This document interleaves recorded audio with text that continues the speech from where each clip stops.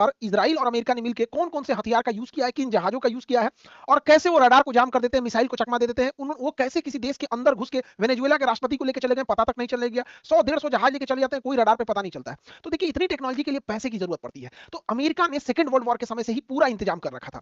America दुनिया में ऐसे संगठनों का काम किया है जो अमेरिका के लिए काम करते हैं, जैसे international monetary fund, IMF. IMF दुनिया में ना सब किसी को अगर शॉर्ट टर्म के लिए लोन की जरूरत है, 1 साल 2 साल के लिए शॉर्ट टर्म के लिए लोन की जरूरत है, तो आईएमएफ देता है। लेकिन आईएमएफ पे सबसे ज्यादा वोटिंग राइट अमेरिका का है, यानी अगर अमेरिका वीटो कर देगा तो आईएमएफ किसी को लोन नहीं देगा। इसलिए अमेरिका इसे सॉफ्ट पावर के तौर पे यूज करता है कि कोई भी गरीब देश या जिसकी अर्थव्यवस्था डगमगा रही है वो अमेरिका से नहीं उलझता है, क्योंकि वो आईएमएफ और वर्ल्ड बैंक में भी अमेरिका का ही सबसे ज्यादा वोटिंग राइट है। तो अगर आपको लॉन्ग टर्म लोन चाहिए 50 साल के लिए, 30 साल के लिए, बुलेट ट्रेन बनाने के लिए लॉन्ग टर्म लोन चाहिए तो वर्ल्ड बैंक से लेना पड़ेगा, शॉर्ट टर्म लोन चाहिए तो आईएमएफ से लेना पड़ेगा। और इन दोनों पर अमेरिका चाहेगा तभी लोन देंगे लोग, अदरवाइज में नहीं देंगे, क्योंकि इन बैंकों के निर्माण में सबसे ज्यादा पैसा अमेरिका ने ही लगाया था, क्योंकि सेकंड वर्ल्ड वॉर के समय किसी के पास पैसा नहीं था, तो अमेरिका के खिलाफ कोई नहीं जाता है। अमेरिका डब्ल्यूटीओ में सबसे ज्यादा दबदबा रखता है, वो चाहेगा तो उसके व्यापार को सुरक्षित रहेगा, उसके गूगल को आप एंट्री में नहीं रोक सकते, उसके सॉफ्टवेयर को नहीं रोक सकते, उसके माइक्रोसॉफ्ट को नहीं रोक सकते, टेस्ला को नहीं रोक सकते, अभी स्टारलिंक कर रहा है, सब डब्ल्यूटीओ से कानून बना देता है। और अगर कोई देश ज्यादा नियम कानून बनाएगा तो उसको यूएनओ से दबा देता है। यूएनओ में हम लोग का कश्मीर मुद्दा अटका हुआ है। हाँ, चाइना, ब्रिटेन, जिसके पास खुद में भी यूएनओ का पावर है, अमेरिका इतना वो उसका अमेरिका कुछ नहीं कर पाता है। तो ये अमेरिका की सॉफ्ट पावर है। इसके अलावा अमेरिका दुनिया के पैसे को कंट्रोल करता है स्विफ्ट कोड की तरह।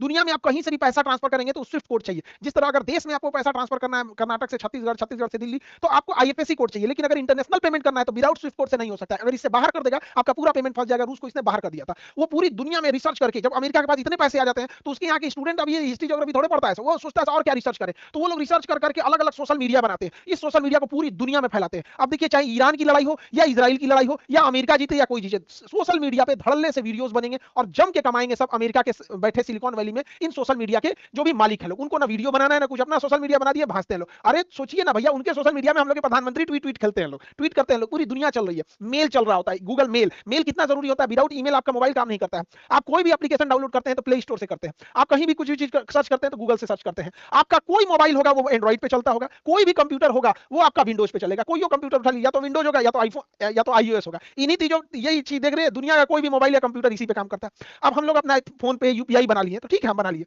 लेकिन उसे जाके लिस्ट कहां करेंगे? तो उसे जाके लिस्ट करेंगे आप प्ले स्टोर पे। आप यूपीआई कहां से लाए थे? या तो प्ले स्टोर से लाए होंगे या फिर आप गूगल से सर्च किए होंगे, जीमेल से आपका मोबाइल चला होगा। तो पूरी दुनिया को ये कंट्रोल करते हैं, तो कोई इनसे दुश्मनी भी लेना नहीं चाहता है। और ये बहुत बड़े बड़े व्यापार करते हैं। ये लोग हवाई जहाज बनाते हैं, दुनिया में करोड़ों करोड़ों की कमाई करते हैं, बोइंग कंपनी के जहाज। और जब ये हवाई जहाज बनाएंगे, इनके पास था पैसा होगा, तो फिर उससे टेक्नोलॉजी का, नए टेक्नोलॉजी का यूज करेंगे, पूरी दुनिया को जाल में फंसा के रखें। सेकंड वर्ल्ड वॉर में पूरी दुनिया चौपट हो गई, इनके पास पैसा था, ये पैसा को सिक्योर करने गए, कोई काम नहीं किया, केवल रिसर्च किए। अब नया रिसर्च किए, उस पर अपना पेटेंट कर लिया, अपनी मजबूत कर लिया, दूसरे को केवल अपना सामान बेचते हैं। हमारे प्रधानमंत्री राष्ट्रपति अमेरिका के बने जहाज से घूमते हैं लोग।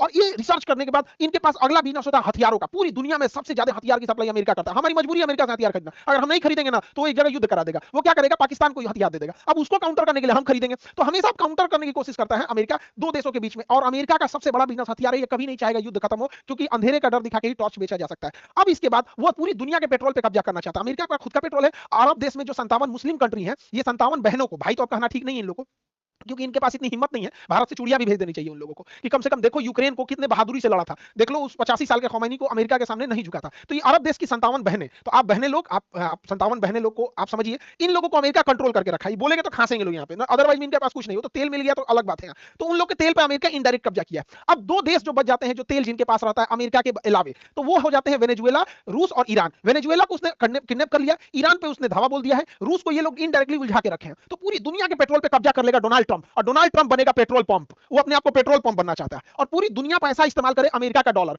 अब मजबूरी है पूरी दुनिया का कि अमेरिका का डॉलर इस्तेमाल कीजिए। अमेरिका से तेल खरीदिए, अमेरिका से जहाज खरीदिए, अमेरिका से हथियार खरीदिए। आप अमेरिका के बने सोशल मीडिया का इस्तेमाल कीजिए, अमेरिका के बैंकिंग सिस्टम का इस्तेमाल कीजिए, अमेरिका के बनाए संस्थाओं का इस्तेमाल कीजिए, अमेरिका के बने मोबाइल और अमेरिका के बने इन्हीं सारी चीजों का, आपको कंप्यूटर, लैपटॉप, इन्हीं सब का इस्तेमाल करना पड़ेगा। और अगर आप नहीं करिएगा तो आपके ऊपर युद्ध नाप देगा अमेरिका। उसके लिए युद्ध कर देगा कोई देश, चाहे वो सद्दाम हुसैन हो, पेट्रोल और डॉलर मना किए थे। ईरान हो, पेट्रोल और डॉलर मना किया था। वेनेजुएला पेट्रोल और डॉलर मना किया था। मोहम्मद गद्दाफी लीबिया पेट्रोल और डॉलर मना किया था। ईरान की लिटरेसी रेशियो महिलाओं का 99% है। लिटरेसी रेशियो इसके मामले में अमेरिका से ज्यादा ठीक है उन लोग का, लेकिन उसके ऊपर सोशल मीडिया का इतना दबाव है, इतना सैंक्शन लगा दिया कि अर्थव्यवस्था टूट गए। तो अगर नहीं मानेंगे अमेरिका के बात तो युद्ध कर देगा। और युद्ध में अमेरिका के पास पूरी दुनिया में सबसे बड़ी नौसेना है। पूरी दुनिया को वो 7 अलग अलग टुकड़ों में बांटा है, जैसे हम इंडिया पे। तो अगर इधर कुछ भी होगा ना तो अमेरिका का 7वां बेड़ा आएगा हमला करने। इन देशों पे काउंटर करने के लिए 7वां बेड़ा आएगा। आप सुने होंगे 1971 की लड़ाई में 7वां बेड़ा आया था। ये कोई जहाज नहीं था। 7वां बेड़ा में देखिए इतनी जहाजें हैं सब, ये पानी वाली जहाजें इतनी हैं, इनके पास पनडुब्बी है, डिस्ट्रॉयर है, फ्रिगेट है, विमान वाहक पोत है, कम से कम 400 से ज्यादा लड़ाकू जहाज है, हेलीकॉप्टर है, टैंक है, सब लेके आ जाता है सर। अमेरिका के पास टोटल 6 बेड़ा है, लेकिन 7 बोलता है क्योंकि इसका बेड़ा शुरू होता है, पहला बेड़ा इसका सेकंड वर्ल्ड वॉर के बाद डिसमेंटल कर दिया गया था। तो इसकी जो फ्लीट शुरू होती है